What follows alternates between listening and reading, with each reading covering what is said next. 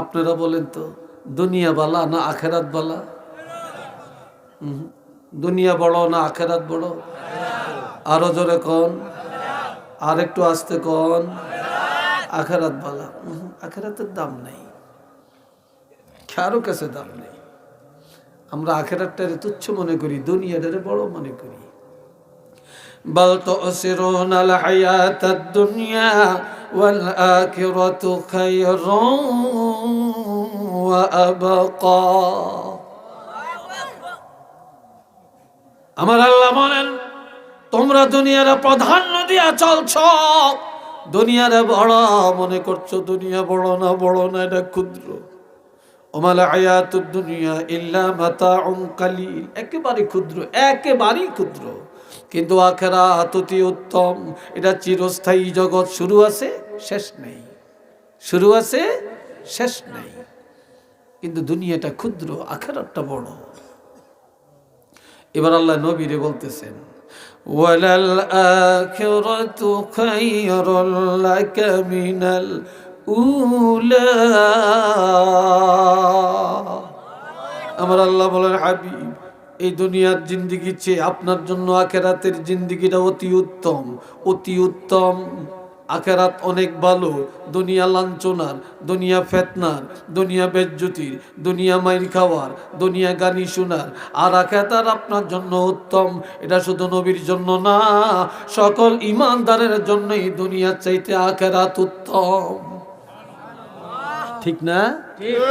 এই হলো একটা। আরেকটা হলো নবীর জিন্দেগিটা দুই ভাগ। চিল্লিয়া বলেন, কয় ভাগ? একটা হলো মাক্কি জীবন, আরেকটা এই জয়নারা কথা কষ্ট দেই, কথা কে হইছেন হিতারা, একজনের মাথার লগে আরেকজনের মুখ লাগে কথা কয়, কথা কসকিলি তোরা। নবীর জিন্দেগিটা কয় ভাগ?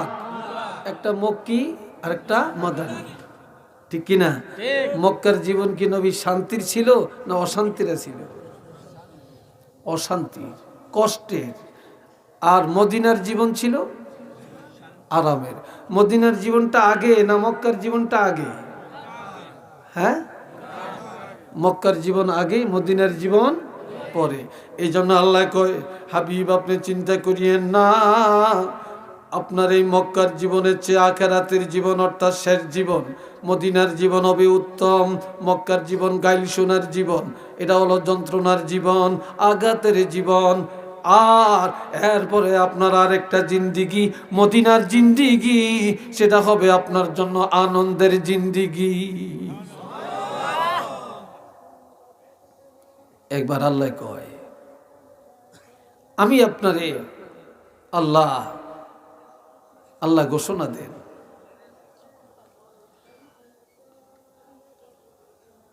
وَلَسَوْفَ يُعْطِيكَ رَبُّكَ فَتَرْضَى। আরেকটু জোরে কর না, আল্লাহু আকবার। হাবিব আমি আল্লাহ এমন এমন কিছু নেয়ামত আপনার জন্য ঘোষণা করলাম, যা পায় আপনি খুশি হয়ে যাবেন, মনের যন্ত্রণা দূর হয়ে যাবে, কষ্ট মিটে যাবে। ও চিরি আমি আল্লাহ আপনাকে এমন কিছু নেয়ামতের ঘোষণা দিচ্ছি, একটু মারহাবা বলেন। এক নম্বর, আলাম ইয়াজিদকা ইয়াতীমান ফাআওয়া। আমি কি আপনাকে এতিম পাই নাই? আপনি তো শিশুকালে মা হারাইছেন, বাবাকে দেখেন না। এরপরে আমি আল্লাহ আপনাকে পাইছি এতিম। আমি এতিম পায়া চাচার কাছে নিয়ে লালন পালন করাইলাম, দাদার কোলে নিয়ে লালন পালন করাইলাম। উত্তম ভাবে লালন পালনের আয়োজন আমি আল্লাহ করলাম। একটু চিল্লিয়া বলেন না সুবহানাল্লাহ। দুই নম্বর, ওয়াজাদাকা দাল্লান ফাহাদা। আমি আপনাকে পাইছি কিভাবে? আপনার কোনো সংবিধান ছিল না। অনেকে কয় নবী পথহারা ছিলেন, নাউজুবিল্লাহ। আমার নবী পথহারা না, এর অর্থ হইল আপনার সংবিধান ছাড়া। আর আমি আল্লাহ আপনাকে 30 পারা কোরআন দিলাম, আমি আল্লাহ আপনাকে সংবিধান দিলাম। উচ্চ আওয়াজে বলেন না আলহামদুলিল্লাহ। এরপরে 3 নম্বরে নিয়ামত ওয়াজাদাকা আইলান ফাআউনা, আপনি ছিলেন নিঃস্ব, অসহায়, অভাবী, আর আমি আল্লাহ খাদিজার ঘরে নিয়া 40 বছরের খাদিজার সাথে বিবাহ সম্পর্কে আবদ্ধ করাইয়া আমি আল্লাহ আপনাকে শ্রেষ্ঠ ধনী বানাইলাম, অভাব মুক্ত করে দিলাম। আওয়াজ দিয়া বলেন না মারহাবা। আরো জোরে। আমাদের নবী ধনী না গরিব? চিল্লিয়া বলেন। এখনকার মহিলারা স্বামীর টাকায় ধনী হয়। স্বামী বিদেশ থেকে টাকা পাঠায়, কয় তুই বাড়িটা করিস, জায়গাটা কিনিস। মহিলা এত সালাকে সালাক, স্বামীর টাকা দিয়া জায়গা কিনছে, হেতনের নামে রেজিস্ট্রি করে লিখছে, স্বামীরে বাদ দিয়ে দিছে। কি কথা ঠিক না? আরে স্বামী দেশ হইয়ে আমার বাড়ি, কয় কি আপনার বাড়ি? এই কাগজ দেখেন আপনার নামে কি আছে। ঠিক নি? ঠিক নেই? আপনাকে তো শাসিনী এরকম বহু জায়গায় শুনতেছি, স্বামীরে লাত্তি দিয়ে ফালিয়ে দিছি। এ বাবাজিরা রে আমার, আর আমার নবী ধনী হলেন হযরত খাদিজার সম্পদে। নবী যখন বলতে গেলেন এক আল্লাহর কথা, নবী যখন বললেন তাওহীদের কথা, নবী বললেন রিসালাতের কথা, নবী বললেন আখিরাতের কথা, মক্কার কাফিররা বলে যার লেজ কাটা নবী, যার বংশে বাতি দেওয়ার কেউ নাই, যার বংশ নাই, যার পায়ের নিচে মাটি নাই, যার পকেটে 1 টাকা নাই, যার ঘরে একবেলা খানা নাই, হেইটা আবার নবীর দাবি করে, হেইটা আবার এক আল্লাহর কথা কয়, হেইটা আবার আখিরাতের দাওয়াত দেয়। আর কোনো কাম আসেনি? একটু নাউজুবিল্লাহ বলতেন না ভাই? কথাটা শুনে নবীর মনে কষ্ট আইসিনি? হ্যাঁ, আসে না মনে হয়? আসে না? আসছে তো। খাদিজায় শুনছে, নবী ঘরে আসছে, কয় নবী আপনার মনটা এত কালো, এত কষ্ট। আমারও কয় আমি লেজ কাটা, আমারও কয় আমি নির্বংশ, আমারও কয় আমার পায়ের নিচে মাটি নেই, আর আমাকে বলতেছে আমার পকেটে টাকা নাই, আমার পেটে ভাত নাই। আমি কেন এইসব কথা বলি? এইসব কথা বললে মনে কষ্ট আসে। তখন খাদিজায় মক্কার কাফিরগো নেতার কাছে চিঠি লেখছে, এ আবু জেহেল, এ আবু লাহাব, ওরে উতবা, ও সাইবা, ও ওলীদ ইবনে মুগীরা, শুনিয়া নাও। ও কাফেরের নেতারা, তোমাদের সংগঠনের লোকদেরকে জানিয়ে দাও, তোমরা এতদিন মনে করছিলা নবী লেজ কাটা নবী, নবী নির্বংশ নবী, নবীর ঘরে বাতি নাই, নবীর পকেটে টাকা নাই, নবীর পায়ের নিচে মাটি নাই, নবীর পেটে ভাত নাই, কাজেই নবী কেন এই কথা বলে? তবে তোমরা জানিয়ে লাও, আমি ধনাঢ্য পরিবারের কন্যা, আমার কোটি কোটি টাকার সম্পদ, আমার এগুলার দরকার নাই। আমি এখন থেকে কাগজে কলমে সব লিখিয়া আল্লাহর হাবিবের দান করে দিলাম। আরো জোরে বলেন আল্লাহু আকবার। আরো জোরে। নবীরে সব দিয়ে দিলাম। আমরা এখন থেকে যদি পায়ের নিচে মাটি নাই, পকেটে টাকা নাই, যদি বলতে পারো আমি খাদিজাকে বলো। আজ বিশ্বের মধ্যে যদি 1 নম্বর ধনী মনে করো, তাহলে এখন থেকে রহমাতুল্লিল আলামিনকে মনে করবা শ্রেষ্ঠ ধনী। খাদিজার টাকায় নবী ধনী। কি কথা ঠিক কিনা? তবে নবী ধনের পিছনে দৌড়ায় না। নবী যদি চাইতেন দুনিয়াটা নবীর জন্য আল্লাহ সোনা বানিয়ে দিতেন। নবী গরিবী জীবনটা পছন্দ করছেন, ধনাঢ্য জীবন নবী পছন্দ করেন না। এবার আল্লাহ কয় 3টা দিলাম আপনার সুসংবাদ, এবার আপনার প্রতি নির্দেশও 3টা। বলেন নির্দেশ কয়টা? আপনাদের মনে একটু বিরক্তি লাগিয়ে উঠছে। কেন বিরক্তি লাগিয়ে উঠছে? 1 নম্বরে, হাবিব আমি তো 3টা নির্দেশ জারি করলাম, 3টা উপহার দিলাম, 3টা সুসংবাদ দিলাম। এবার নির্দেশ হইল 3টা, অর্ডার হইল কয়টা? 3টা। আমার আল্লাহ বলেন ফাআম্মাল ইয়াতীমা ফালা তাকহার, আপনি এতিম, আপনি অসহায়, আপনার মা নেই, আপনার বাপ নাই, আমি আল্লাহ ঘোষণা দিলাম এই দুনিয়ার যাদের মা নাই বাবা নাই, এতিম, কোনোদিন এতিমের সাথে দুর্ব্যবহার করবেন না। এতিমের মায়া করবেন, এতিমের দয়া করবেন, এতিমের আদর করবেন। নবীজি বলেছেন 3 ব্যক্তির জন্য আল্লাহর জান্নাত ওয়াজিব। কয় ব্যক্তি? এই জোরে বলেন, কয় ব্যক্তি? আমার আল্লাহ বলেন মান আওয়ায়াতি মান আওজাবাল্লাহু লাহুল জান্নাহ, যার দিনে এতিম, সে যদি এতিমের লালন পালন করে আল্লাহর জান্নাত ওয়াজিব হয়ে গেছে। মান আওয়া জারিয়াতাইন, যার দিনে 2টা কন্যা সন্তান আছে, এই মেয়ে 2টারে সুশিক্ষা দিয়া, আল্লাহর কোরআন শিক্ষা দিয়া, ভদ্র বানায়া একটা ভালো ছেলের কাছে যদি বিয়া দেয়, ওই মেয়ের মা বাবার জন্য জান্নাত ওয়াজিব। 3 নম্বর, যার 2টা নেয়ামত আল্লাহ নিয়ে গেছে, অর্থাৎ চোখ। যার চক্ষু নেই, যার চক্ষু নেই, অন্ধ কিন্তু ইমানদার মুসলমান, এই অন্ধকে যে লোকটা সহানুভূতি করে, আল্লাহর হাবিব বলেন আল্লাহর জান্নাত তার জন্য ওয়াজিব হয়ে গেছে। এই জন্য নবী এতিম, আপনি এতিম, আপনি এতিমের মায়া করেন, এতিমের সাথে কখনো দুর্ব্যবহার করবেন না।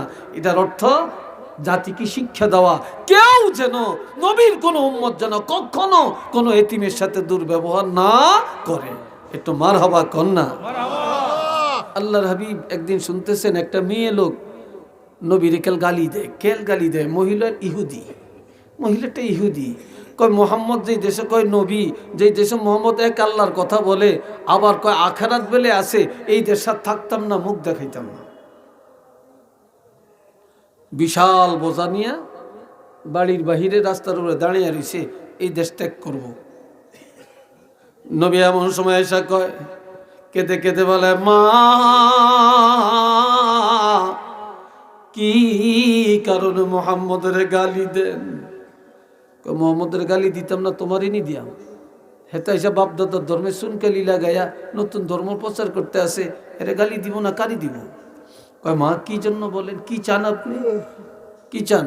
কয় মোহাম্মদ যদি রাষ্ট্রপ্রধান হয়, সে যদি নবী হয়, সে যদি এক আল্লাহর কথা বলে থাকে, আখেরাতের কথা বলে, সে যদি রাসূল হয়ে থাকে, তাহলে তো তার উচিত আমার বোঝাটা তার মাথায় করে নিয়ে দিয়ে আসা।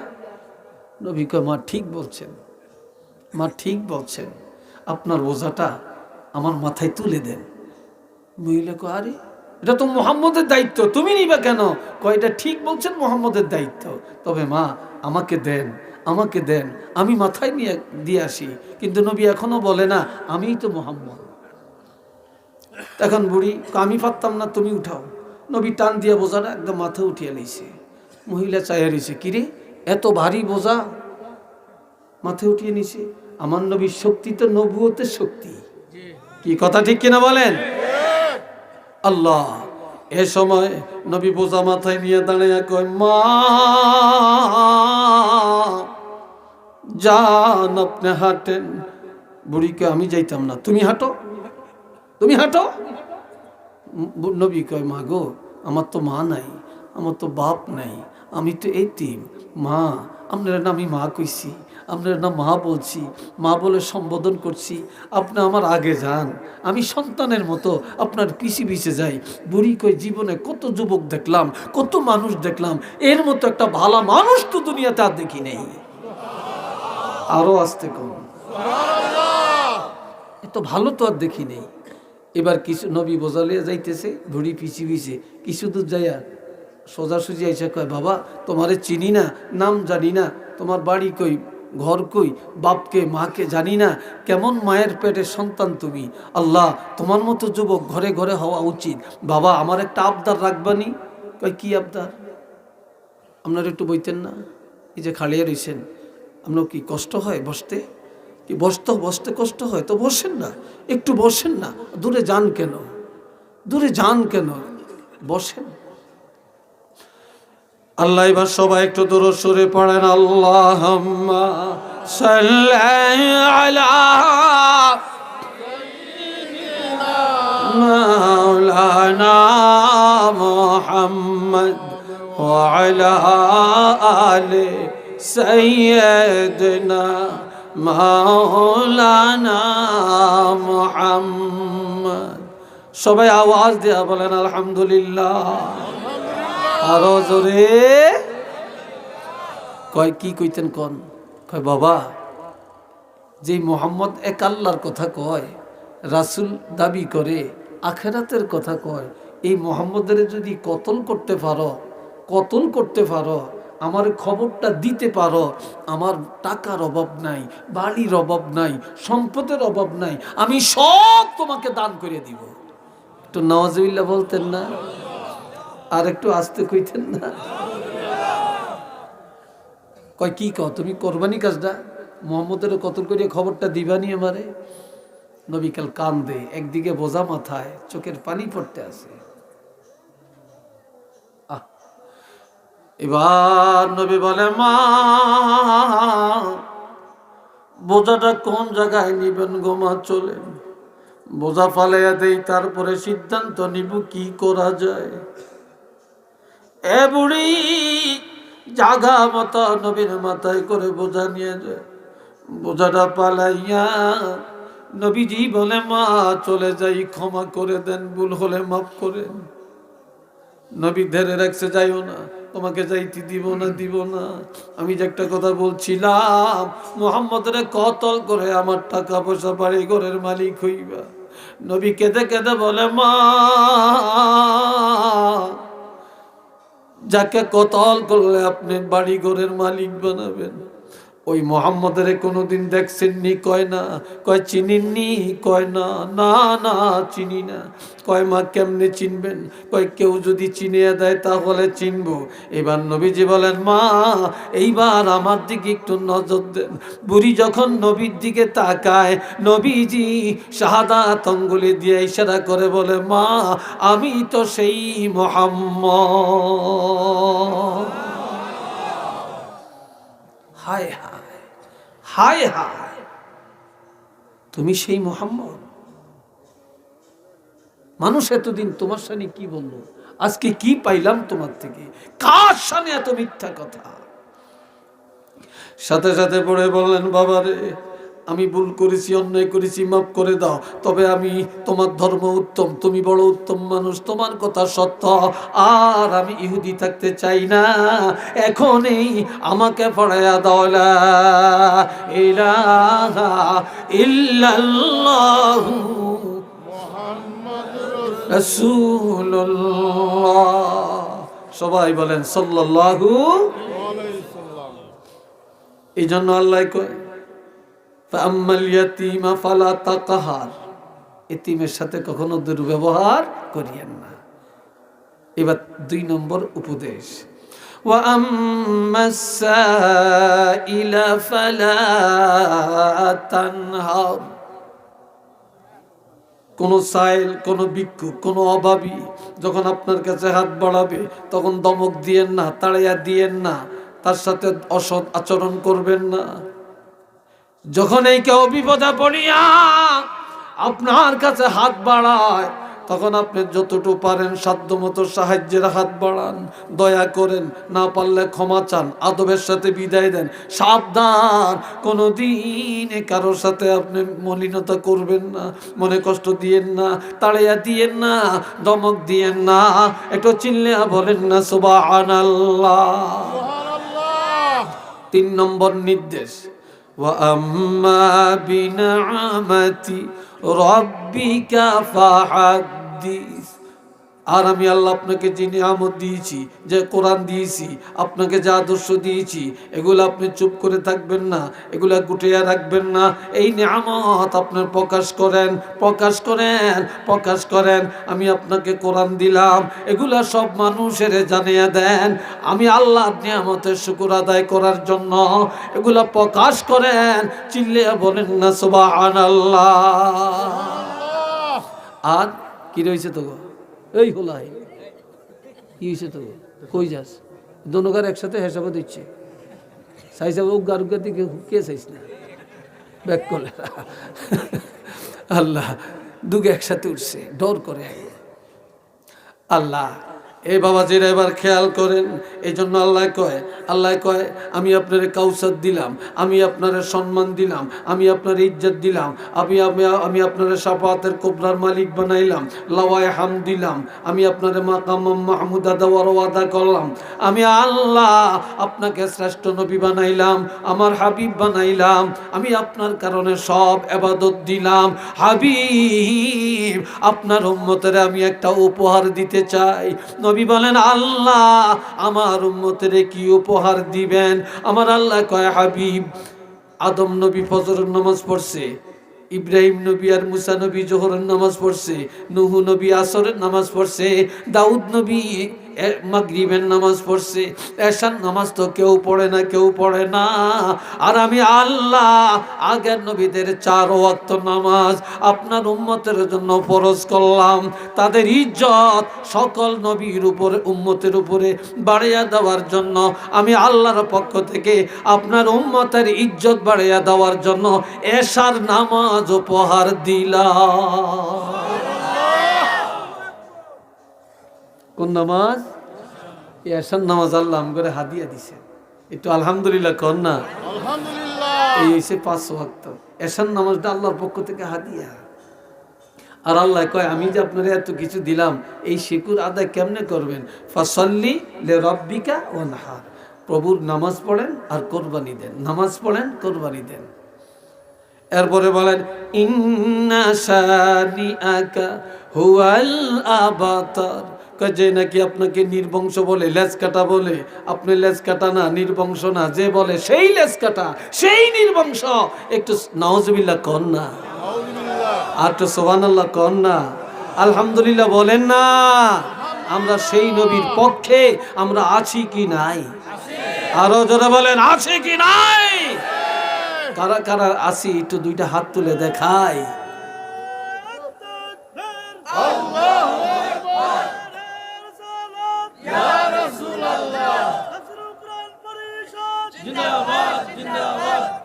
আল্লাহ কবুল করেন সবাই কোন আমি। নামাজ পড়বেন, এই যুবকরা নামাজ পড়বেন, হ্যাঁ, সত্য কথা বলবেন, গরিবের উপকার করবেন, কথা কয় না, এতিমের উপকার করবেন, ভিক্ষুকের ইজ্জত দিবেন। আল্লাহ তৌফিক দেখুন, আমিন। আরেকটু জোরে কোন আমিন। আসেন ইয়া নবী সালাম আলাইকা, ইয়া রাসূল সালাম আলাইকা, ইয়া হাবিব সালাম আলাইকা, সালাওয়াতুল্লাহ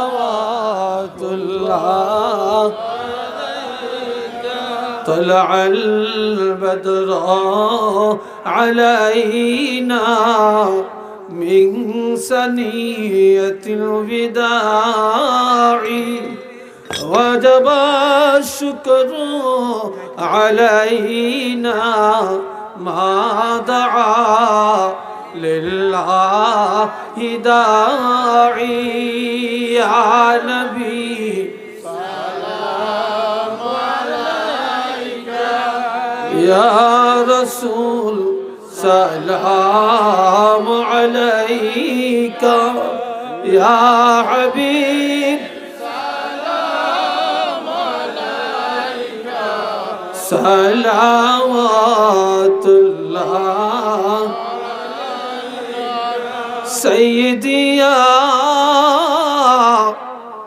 رسول الله وسلم عليك يا حبيب الله उसिला अपना के दिया कादिलन आदम हावा मौलरी हुईल दया কবল করিলেন দোয়া ইয়া নবী সালাম আলাইকা ইয়া রাসূল সালাম আলাইকা يا حبيب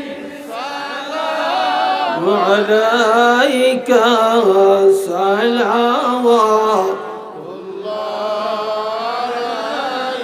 নবীজির পিতা আব্দুল্লাহ নবীজির মাতা আমিনা নবীজির দুধমা হালিমা নবীজির রওজা মদিনা ইয়া নবী সালাম আলাইকা ইয়া রাসূল সালাম আলাইকা ইয়া হাবিব সালাম আলাইকা সালাওয়াত